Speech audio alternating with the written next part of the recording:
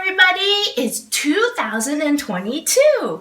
I'm your host, Lori. Thank you for visiting this new series. Yeah, exactly. Welcome to Little People with Big Dreams. Exactly. New year must need a new series. Yes, thank you for joining me. Well, so you're talking about little people with big dreams. What is this series going to be all about? Well, Lori's going to take you on a discovery journey of the lives of many outstanding people from history, from present, or maybe in the future. And you might ask, these outstanding people are who? Well, that's a good question. We're going to talk about designers, to artists, to scientists, to activists. That's right. And all of them have achieved incredible things in their lives. And many have left their legacies just all the way till today. What do they all have in common? Well, it's that yet they begin life as a child with a dream. Now, today, we're going to be talking about a very, very incredible figure. I think you can see. What do you see? It's Mr. Martin Luther King Jr. And why are we talking about him especially today? Well, it's because today is Martin Luther King Jr. Day. Woo! Woo! And you might be wondering, wow, a whole day dedicated to this outstanding figure? Well, Lori's gonna show you where it all began. Martin, as a child, with a big dream. Born into a family of pastors, Martin grew up understanding the power of words. As a child, the world he lived in was deeply divided, and he knew he had to do everything to change it. Learning from greats like Gandhi, Martin used words to touch people's hearts with love and justice instead of hatred and violence. No violence was needed. So, let's go meet this inspirational figure, shall we? All right, let's go.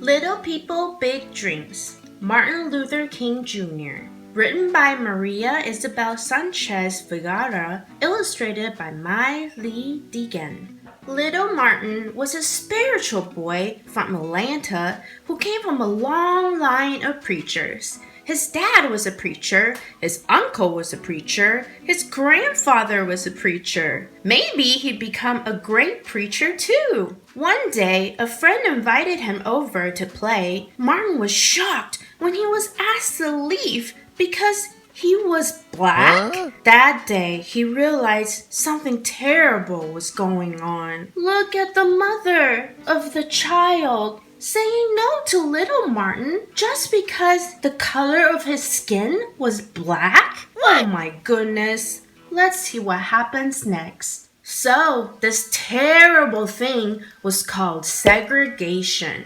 It meant that public places, like restaurants and buses, had separate spaces for black and white people. Martin and his friend were sent to different schools because of this. This is so sad. Look at little Martin and his best friend.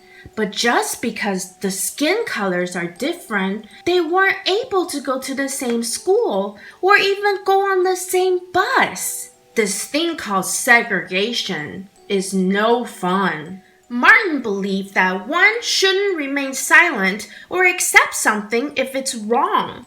He promised himself that when he grew up, he'd fight injustice with the most powerful weapon of all, words. Martin studied at universities in Georgia, Pennsylvania, and Massachusetts. where he read about Mahatma Gandhi, the man who had improved the lives of millions of Indians with peaceful methods of protest. So, when Martin finished his studies, he moved to Alabama and became the pastor of a church in Montgomery. Every Sunday, he encouraged his congregation to speak up about things that mattered. One evening, a woman called Rosa was arrested for refusing to give up her seat to a white man on a bus. Martin asked the people in his community not to take the bus again until the law was changed. Oh my goodness! This woman called Rosa was very, very brave. Many citizens were inspired by Rosa's story and Martin's words. Suddenly, buses were almost empty. They stayed empty for more than a year until segregation on Montgomery's buses finally ended. Look, the buses were all empty because people were walking. They were having a peaceful protest, just like Martin had learned from Gandhi. What a wonderful way to protest against something that is not fair. It was the first major civil rights action in America, but not the last. Martin encouraged people all over the country to stand up for their rights and join in with peaceful protests. That's the key word, peaceful protests. Not violence, but peaceful. But however, they were often attacked, and Martin was arrested 29 times. But he and his followers never fought back with force. They never used violence against the police because they were peaceful protesters. Even though they were doing it in peace, they were still getting arrested. Martin knew that hate cannot drive out hate. Only love can. Martin helped to organize a protest march on Washington, where he gave a life-changing speech.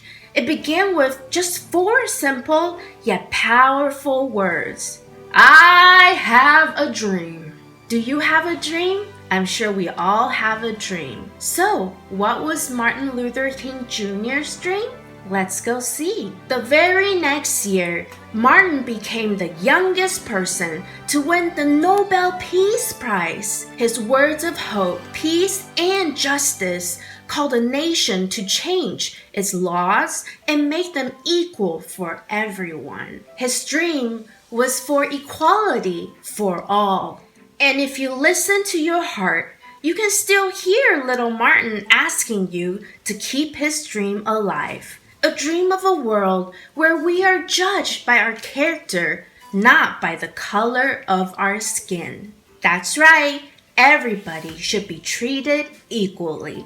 Thank you so much, little Martin, for having your dream. Oh my goodness, isn't Martin Luther King Jr. such a legend? Yes, the word legend is completely meant for someone like him. So now you know why we have a day to celebrate him, because he is the father of the American Civil Rights Movement in the 60s.